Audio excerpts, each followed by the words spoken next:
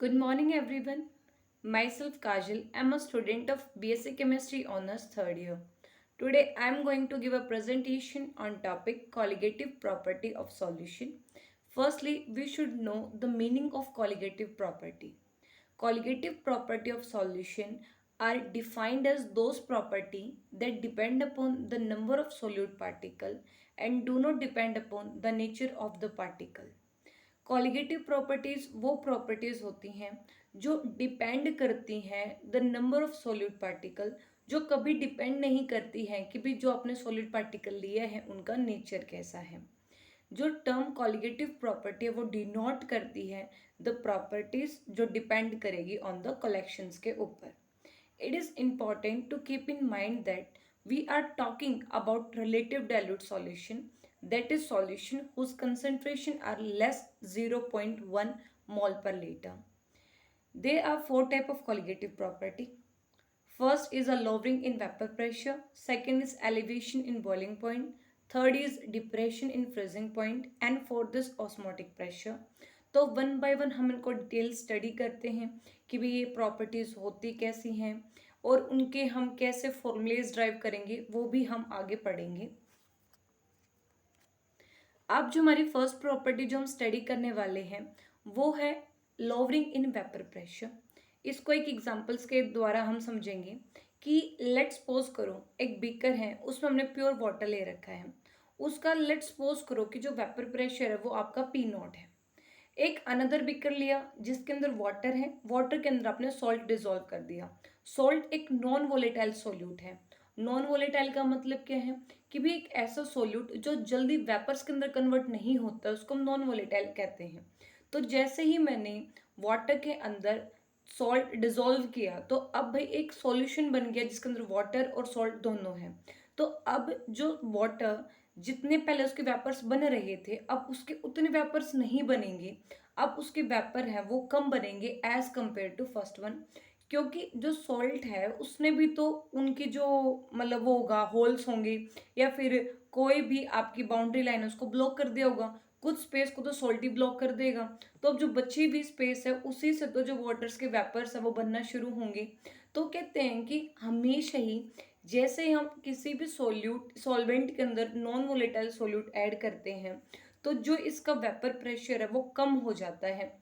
इसलिए कहते हैं कि जो वेपर प्रेशर है सॉल्यूशन का वो हमेशा ही कम होता है as compare to the vapour pressure of the solvent. If a solute is non-volatile, the vapor pressure of the solution is always less than that of the pure solvent, क्योंकि जो non volatile solute होता है वो कुछ boundaries को block कर देता है, कुछ एरिया को ब्लॉक कर देता है, जिससे जो आपके वाटर मॉलिक्यूल्स हैं वो उसके वेपर्स नहीं बनेंगे। तो अब बहुत ही कम स्पेस है जिससे जो आपके वेपर्स हैं वो वाटर के बनेंगे। सो इसलिए कहते हैं कि जो वेपर प्रेशर है सॉल्यूशन का वो हमेशा कम होता है as compare to pure solvent के and depend upon the concentration of the solute. The relationship between the solution vapour pressure and the solvent vapour pressure is known as Raoult's law. Raoult's law एक ऐसा law है जिसने relationship दिया है vapour pressure of solution and the vapour pressure of the pure solvent. Raoult's law कहता क्या है? It state that vapor pressure of the solvent over a solution equal to the product of the vapor pressure of the pure solvent and the mole fraction of the solvent in the solution. So pi is equal to xi into pi not के बराबर basically होता है। अब इसकी कैसे derivation हम कैसे करेंगे? In a solution contain only one solute then x1 is equal to 1 minus x2। x1 denote करता है mole fraction of the solvent and x2 denote करता है mole fraction of the solute, where x2 is the mole fraction of the solute. Equation of the Raoult's law can be written as P1 naught minus P1 upon P1 naught is equal to x2. One can see that the relative decrease in vapor pressure of the solvent is directly proportional to the mole fraction of the solute in the solution. कि भी हम इस फॉर्मूले से जो आपका है P1 nought minus P1 upon P1 nought is equal to x2, जो आपका गिवन सोल्यूट है उसका हम वेट निकाल सकते हैं कि भी आपका what was the molar mass of that solute जो हमने ऐड किया है, तो इस फॉर्मूले से हम वो भी निकाल सकते हैं। सेकंड जो हमारी प्रॉपर्टी है वो है एलिवेशन इन बॉइलिंग पॉइंट की। एलिवेशन इन बॉइलिंग पॉइंट होता क्या है, सबसे पहले समझेंगे बॉइलिंग पॉइंट क्या होगा। बॉइलिंग पॉइंट वो एक ऐसा टेम्परेचर है जिसके ऊपर लिक्विड का वेपर प्रेशर एटमॉस्फेरिक प्रेशर के बराबर होता है, उसको हम बॉइलिंग पॉइंट कहते हैं। वाटर का बॉइलिंग पॉइंट पता है, वो होता है 100 डिग्री सेल्सियस। हमने वाटर के अंदर सॉल्ट ऐड कर दिया तो वो एक सॉल्यूशन बन चुका है। जब हमने चेक किया कि what was the boiling point of that solution, तो अब वो 100 ना आकर वो लगभग 100 मतलब 105 1010 आया। So it means non solute add होने से जो बॉइलिंग पॉइंट है सॉल्यूशन का वो इंक्रीज हो जाता है as compare to pure solvent. उसी को सिंपल हम एलिवेशन इन बॉइलिंग पॉइंट है वो कहते हैं। The boiling of a pure liquid or a solution occur at the temperature at which its vapor pressure become equal to the external atmospheric pressure. Because at any temperature the vapor pressure of the solution is lower than that of the pure solvent, so the vapor pressure of a solution reaches atmospheric pressure at a high temperature than the normal boiling point of the pure solvent. This leads to the elevation of boiling point in comparison with the pure solvent. So the elevation in boiling point is defined as del Tb is equal to boiling point of the solution minus boiling point of the pure solvent. So यही simple हमारी equations है for the elevation in boiling point. अगर in the term of molality निकालनी हो तो हमेशा ही जो del TB होता है वो directly proportional to molality. Proportional को हटाएंगे, एक कांस्टेंट रखेंगे दैट इज के बी, और उस के बी को कहते हैं molal boiling point elevation constant. Del TB is equal to K B into M. It has been proved theoretically that Kb is determined only by the property of the solvent. So Kb की value अगर हम calculate करेंगे तो वो होती है Kb is equal to RTB square into M1 upon 1000 into del H naught vaporization, where R universal gas constant है, M1 is equal to the molar mass of the solvent, del H naught vaporization is equal to the enthalpy change of vaporization of the pure solvent. The value of boiling point elevation constant for water is 0.52 kilogram Kelvin per mole. One can see that if the molality of an aqueous solution is 1 mole per gram, then the boiling point will be 100.52 degrees Celsius. So with the help of that formula हम Kb की value भी calculate कर सकते हैं, और अगर हमें Kb की वैल्यू पता लगे तो इससे हम डेल Tb की वैल्यू भी कैलकुलेट है वो कर सकते हैं। तो हमारी सेकंड प्रॉपर्टी थी elevation in boiling point. Third जो प्रॉपर्टी है वो है depression in freezing point. Freezing point में मतलब गिरावट आ जाना, अगर हम कोई भी नॉन वोलेटाइल सॉल्यूट को ऐड करते हैं तो उसके फ्रीजिंग पॉइंट में आपकी गिरावट आपको देखने को मिलती है। The pure solvent freezes if the vapour pressure in liquid and solid states are equal. कि कोई भी सॉल्वेंट फ्रीज तब होता है जब वेपर प्रेशर लिक्विड स्टेट में बराबर होता है वेपर प्रेशर ऑफ सॉलिड, तो एट दैट पोजिशन जो आपका सॉल्वेंट है वो फ्रीज होना शुरू हो जाएगा, फ्रीज हो जाएगा। The vapor pressure of the solid solvent depend upon the temperature only and decrease in temperature. जो वेपर प्रेशर होता है सॉलिड का वो डिपेंड करता है टेम्परेचर। अगर टेम्परेचर कम हो रहा है देन ऑटोमेटिक उसका वेपर प्रेशर कम होगा, अगर टेम्परेचर बढ़ता है तो उसका वेपर प्रेशर भी आपका इंक्रीज है वो हो जाएगा। This leads the temperature of freezing of the solution is lower than the freezing point of the solvent. The decrease of freezing point is defined as del Tf is equal to the freezing point of the pure solvent minus freezing point of the solution.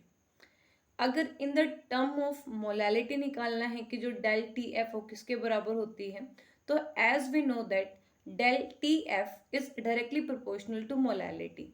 To remove the proportion, put the constant k. So del TF is equal to Kf into M, where M is equal to the molality of the solute and K is the molar freezing point depression constant.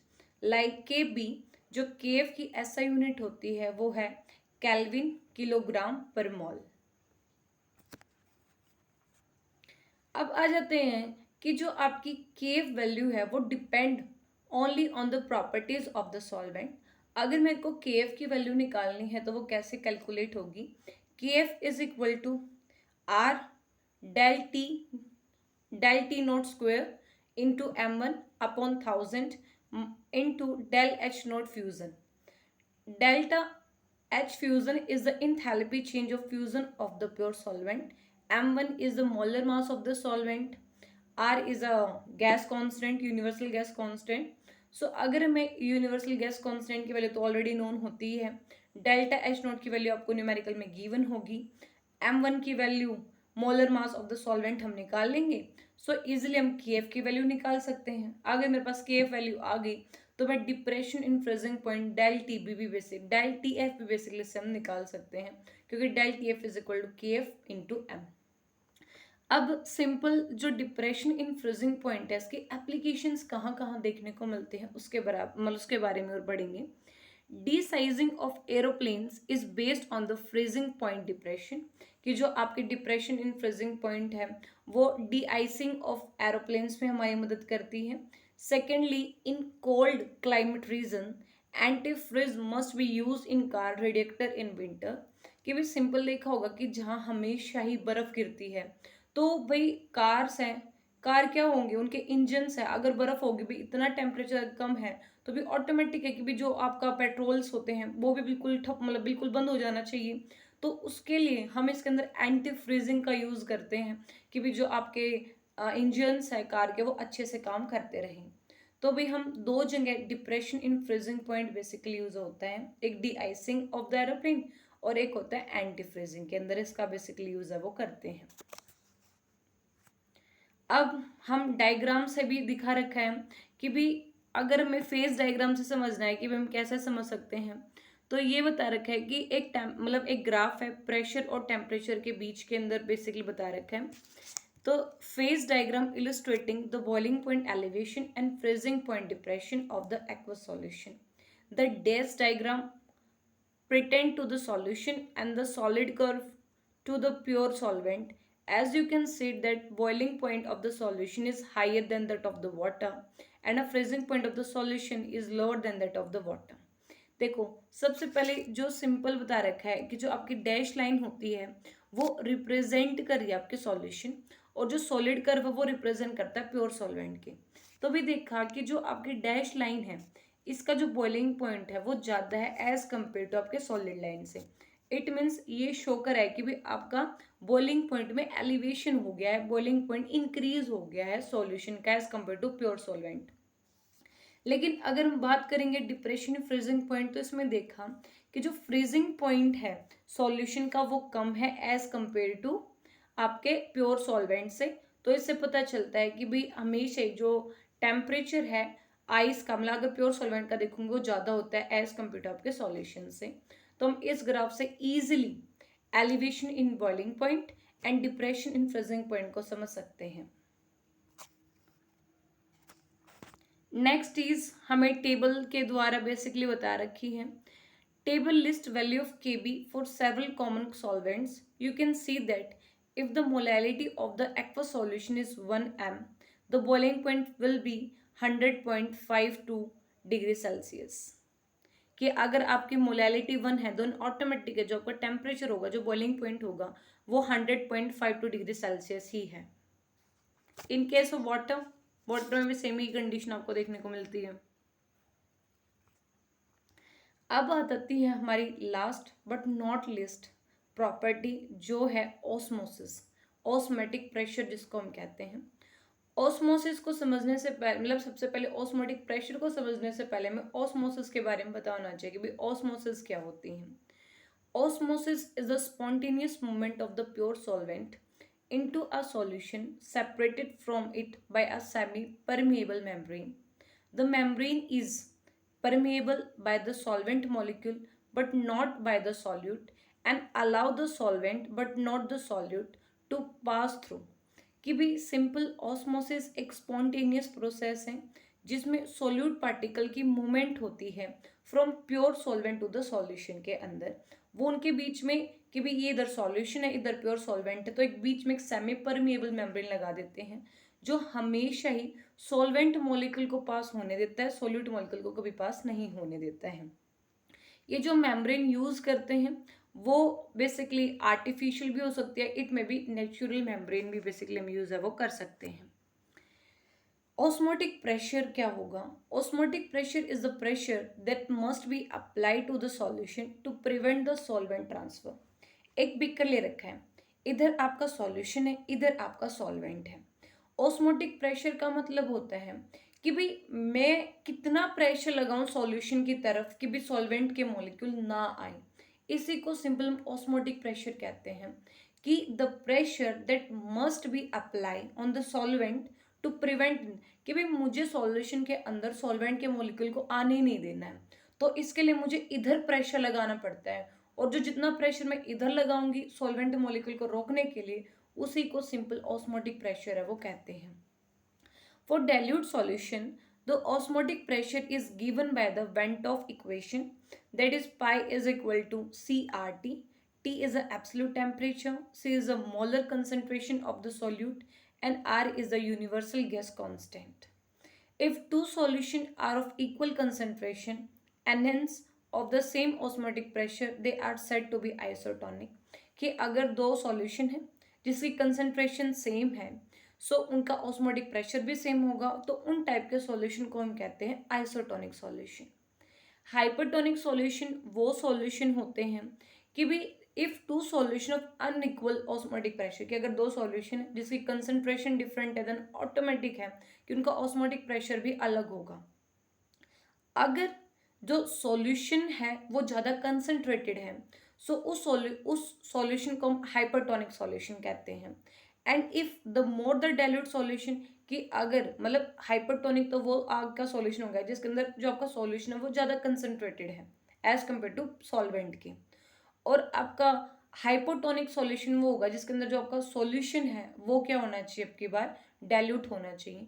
तो तीन तरीके के solution होते हैं, isotonic दोनों equal concentration के हो, आपका प्योर सॉल्वेंट भी और आपका सॉल्यूशन भी।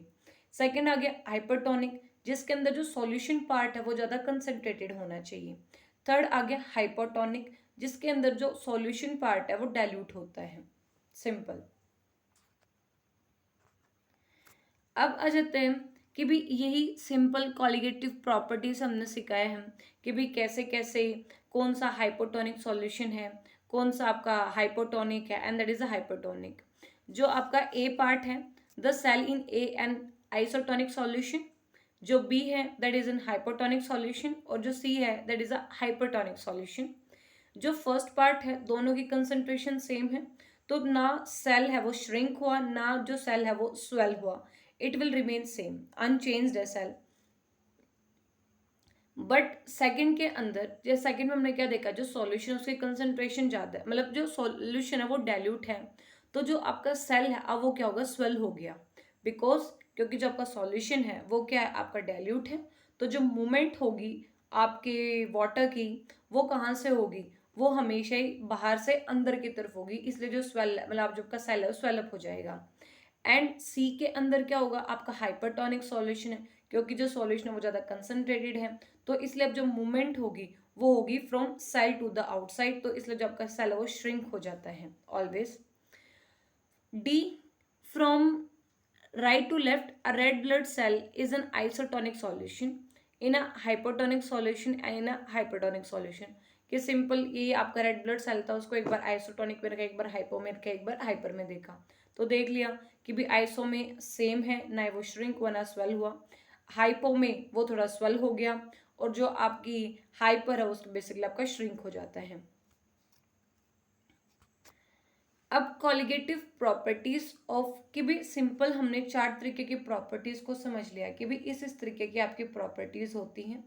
वो हमारी पहले हमने लोवरिंग इन वेपर प्रेशर पढ़ लिया, एलिवेशन बॉइलिंग पॉइंट पढ़ लिया, depression freezing point and osmotic pressure.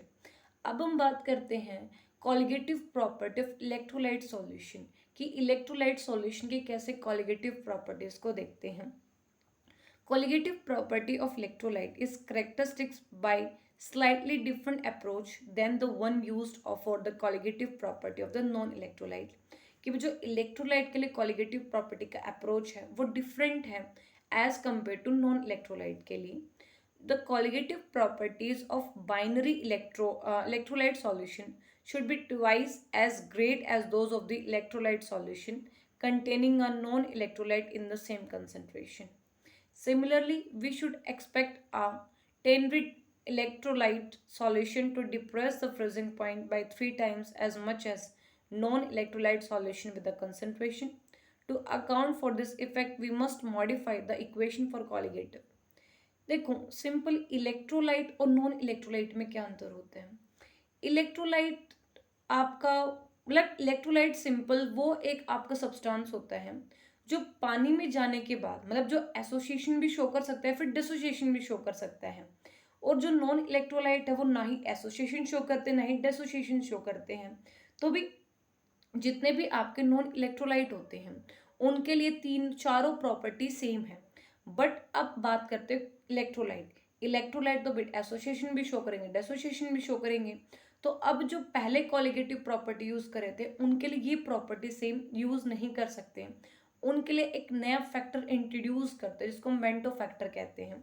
तो इसलिए जो भी आपकी चारों इक्वेशन उसमें बेंटो फैक्टर को इंट्रोड्यूस कर दिया। जैसे first del T B is equal to iota K B M, second P1 naught minus P1 upon P1 naught is equal to iota x2. Third, del TF is equal to iota KF into molality. And fourth is by is equal to iota CRT.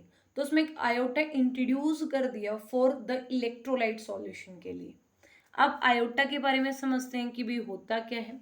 इसको जो variable iota था वो है आपका वेंटोफ isotonic factor, which is defined as the ratio of actual number of particle in solution after association and the number of molecule of initially dissolved substance.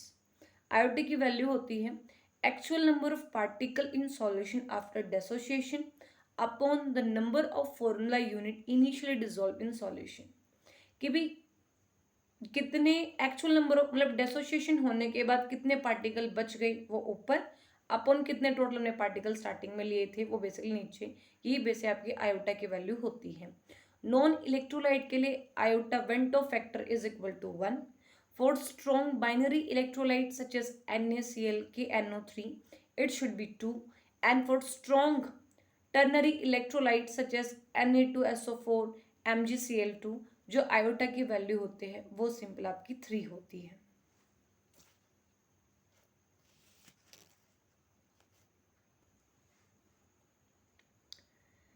Thank you.